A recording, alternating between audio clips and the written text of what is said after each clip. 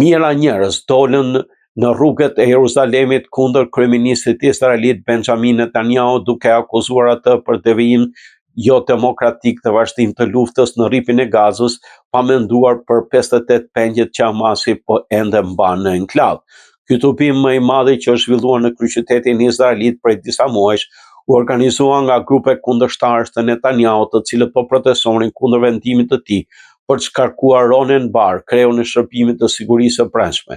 Pas njoftimit për shkarkimin e Barrës, sulmet izraelite në Gaza rifilluan dhe kështu në demonstratën e mbajtur para Knesetit, morën pjesë dhe organizatat familjeve dhe të afërmeve të pengjeve.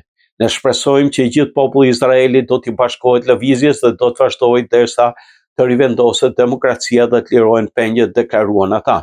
Protestuesit akuzuan Netanyahun për shfrytëzimin e luftës kundër Hamasit për të heshtur kritiket e tij të brendshëm dhe për të grumbulluar më shumë pushtet. Një plan për të reformuar sistemin gjyqësor i cili parashikonte kufizimin e kompetencave të gjykatës së lartë kishte shkaktuar protestat mëdha në fillim të vitit 2023 dhe kishte ndarë Izraelin. Ata i kërkojnë Shtetet e Bashkuara, një aleat historik të Shtetit Hebreu, që ta shpëtojnë Izraelin nga Netanyahu.